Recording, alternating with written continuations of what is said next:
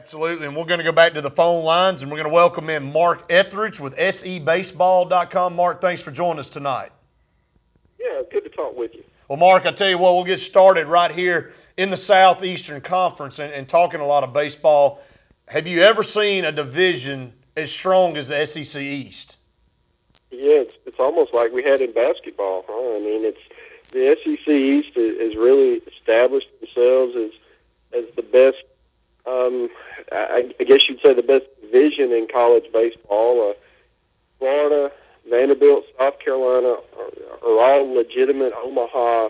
Not just make it to the College World Series contenders, but they're legitimate teams that can win the whole thing. And then the next best team is probably Georgia, and they're also in the East. And then after that, I mean, the SEC West is just it's very balanced. But I think you could say parity.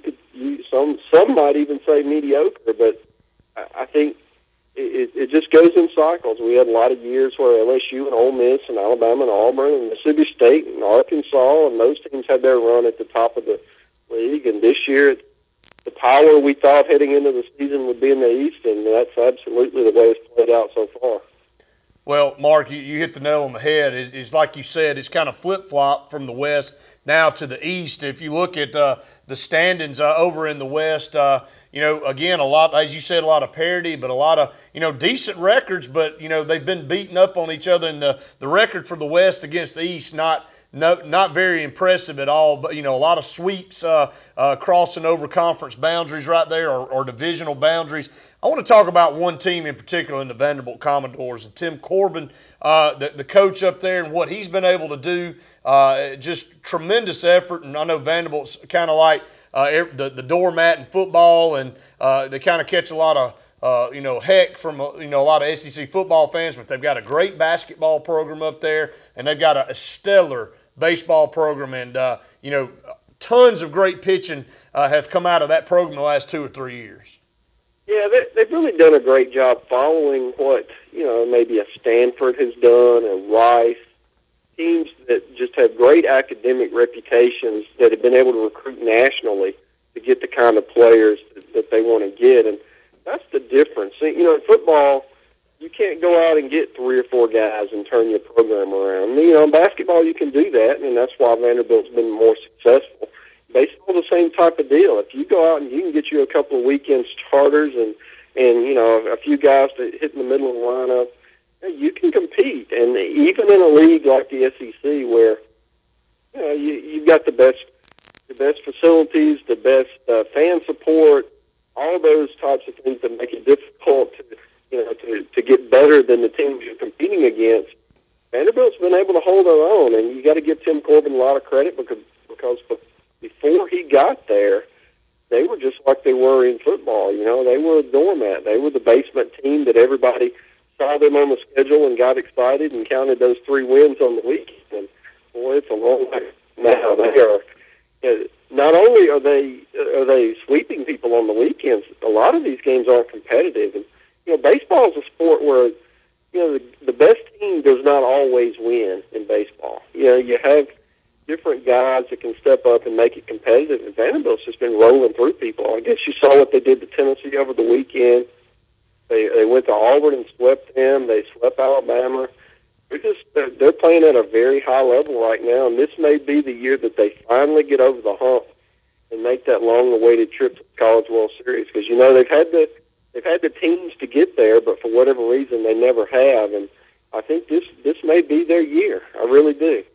Well, talk about South Carolina, because South Carolina wins the national title last year, and Tanner, for as long as I can remember, it's been a good 15 years now. This South Carolina program's been right there at the top of the SEC and competed for national titles pretty much year in and year out. And you can say the same about LSU, but South Carolina, LSU falling off a little bit this year at 7-14 in the conference. But talk about what South Carolina's done, and the coach obviously can't be a better coach in the conference right now. Well, I think the thing you look at when you see a club like South Carolina is they play with so much confidence that, that starts at the top. The coaches, the head coach, the assistant coaches do a great job of putting their players in a position where they can succeed. And they're not the most talented team in the SEC.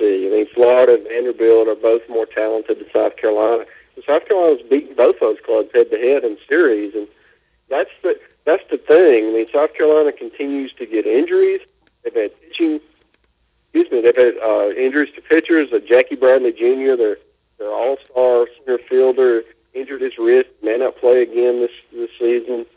And they don't miss a beat. They just continue to win games. They plug another guy in, and they're not beating people like we talked about Vanderbilt. They're not just dominating people and beating them 10-2, but they're beating them 6-5 3 times in a weekend. And you know, a win's a win. And you look at the standings, and they've got just as many wins as anybody else. So I think that's the thing with South Carolina. They don't have the margin for error that Vanderbilt or Florida that has all that talent.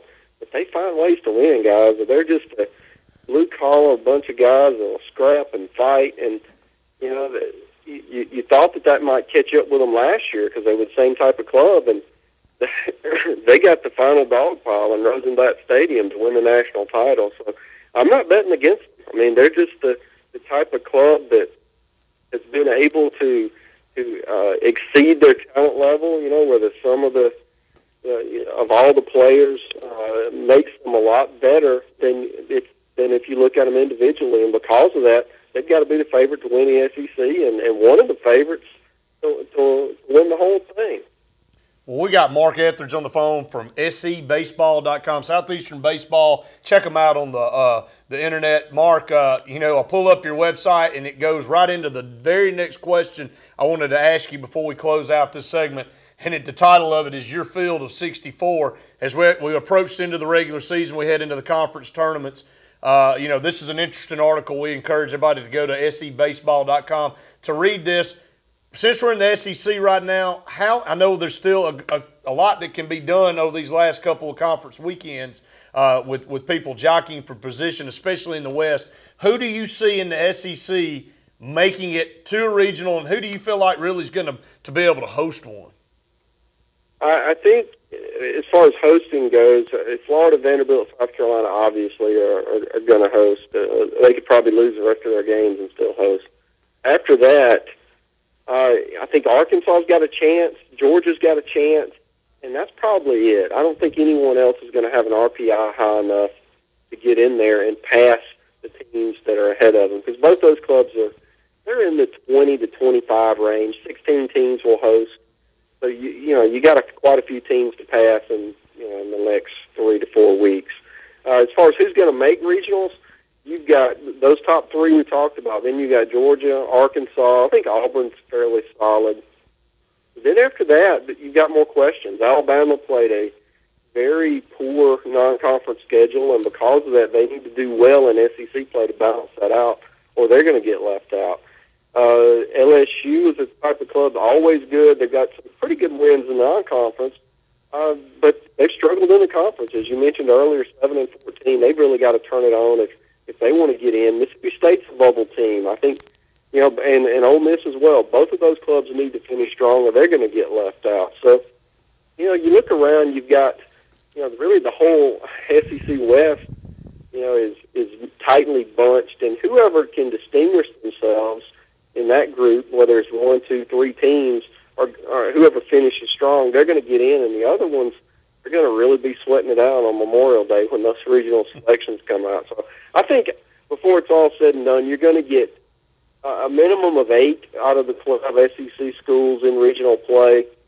You may have an outside chance if somebody who doesn't make it to Hoover has done enough in non-conference, that they can offset their poor conference finish by having some big wins in non-conference. That's the only way that's going to happen to get more than 8 in. But I think you're definitely looking at enough balance in the league that you're going to get 8 teams from the SEC this year.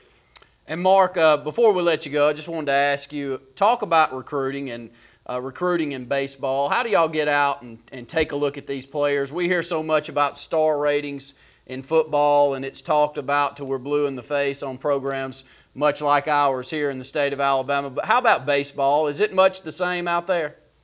Well, it's a little bit different. I mean, it's more showcase driven, where the schools have camps, and then you have travel ball, and recruiting is done so far in advance. I mean, by the time a kid is a senior, he's typically already wrapped up his decision, with an early signing period. So before he even plays his senior year, he knows where he's going to school. So because of that, if you're recruiting guys in their sophomore, junior year, which, that's problematic. How do you know how much he's going to project as he matures physically? So that's different. Plus, you've got the draft to deal with. Unlike football and now basketball with the 1 year rule, these guys, these top players in high school, can go straight to the pros, and you're still allocating scholarship to them. So it's a much different deal when you're trying to determine, well, I know he's really good, but is he too good where he's never going to get to school? Because you don't want too many of those, because then the school year rolls around and all your guys are in pro ball. So that's the most challenging part of baseball recruiting compared to the other sports. Well, Mark, that's great stuff. And, again, we appreciate you being on the show the first time to have you on Sports Blitz. Again, it's going to be interesting coming down the stretch to see how all this pans out. And from all indications, it looks like the SEC once again will be strongly represented in regional play. And, again, recruiting, ending on that note, it's just such a tedious process for these coaches to go out and find the right combination of who's going to be drafted and who's not and who's going to make it in and all that kind of stuff, and trying to balance all that. But, Mark, really appreciate you being part of the program tonight. Yeah, thanks, guys. Call me anytime. All right, thank you so much.